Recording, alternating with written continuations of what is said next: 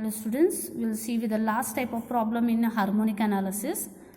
The following table gives the variation of periodic current over a period. Now here in the previous video I have gone with a mechanical problem. Now here we are talking with the electronics problem.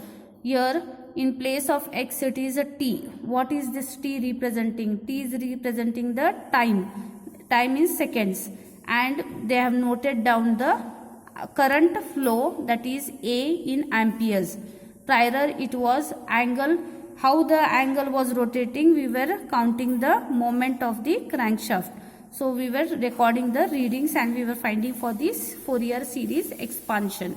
Now here how the current changes, how the time changes, as per that current is been noted down. So they are asking us to find numerically the direct current part of the variable current and obtain the amplitudes up to the second harmonics. Now we have to calculate first the Fourier series, then we have to calculate how much is the direct current and the amplitudes of first and second harmonics. If they ask us to find for the amplitudes up to the second harmonics, means you need to compute for A0, A1, B1, A2 and B2. So to start, again if you observe your given data, that is t values are arbitrary. So when they are arbitrary, I have asked you to compute for L value. Now whether it is taking the n value, now so far I told you arbitrary range means 0 to 6 and 0 to 12. But now here it has come 0 to t. Now how to go through that? So whether it is a closed interval or an open interval, I don't know. So what I'll do is, first I'll compute for L value. Okay, so the L value to compute, since it is a full range series, I'll be taking it as 2L is equals to upper limit minus the lower limit. What is the upper limit? Capital T. Lower limit is 0. So 2L is equals to T, so L is equals to T by 2. So I need to convert this in terms of theta, as I have already told you all. Okay, so theta is equals to what? Pi x upon L. So pi in place of x, we know that it is t as per the given. L I have got it as capital T by 2. Numerators, denominator will come in the numerator. So 2 pi by capital T into small t. Here small t is a variable. Capital T will be fixed. Okay. So now to start, we have to prepare for the table with the columns. Here small t is given, theta I have converted, this small t I have converted to theta. A is been given, that is amperes. Second harmonics means we are going to compute for A cos theta, A sin theta, A cos 2 theta and A sin 2 theta. Here A means your y. Okay. Now to turn out this t in terms of theta, small t is 0. When you substitute here 0, 0 into 2 pi is 0, 0 divided by anything is 0. Now t by 6, when you substitute here, t will get cancelled, 2 1s are, 2 3s are. So remains here pi by 3. Pi by 3 means how much? It is 60 degrees. Next, t by 3. T will get cancelled. Here 3 1s are, 3 60s are. So 2 6s are 20, that is 120 it will become. So here total the readings like that we are converting and we are writing for the theta. Once we prepare for this table, we are taking the summation of this summation y, that is summation a we are taking.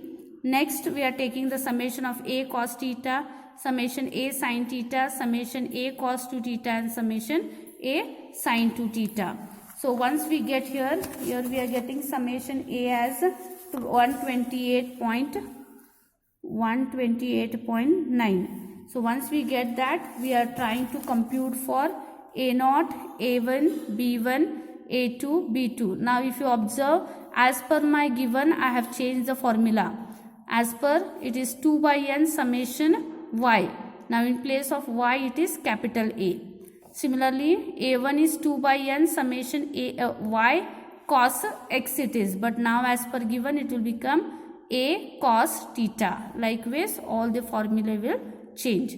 So once you get, you are going to write for the required series. Now here theta, as per my calculation, it is 2 pi small t upon capital T. So this is about the Fourier series for the given data. Next, they have asked us to calculate for the direct current flow of this through this circuit. So direct current means it is a constant term. Make a note of that. Direct current means it is a constant term in the Fourier series. Now what is the constant term I had said? It is A0 by 2. How much it is? 21.4835. So this is your direct current flow. Okay. Next we need to calculate for the amplitude of first harmonics.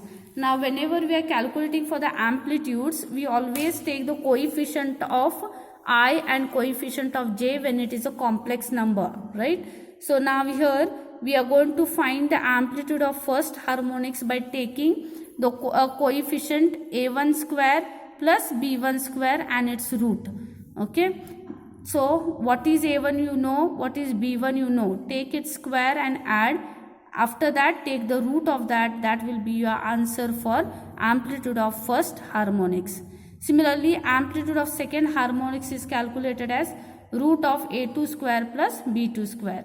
Substitute, square and add, you will get the answer 3.09.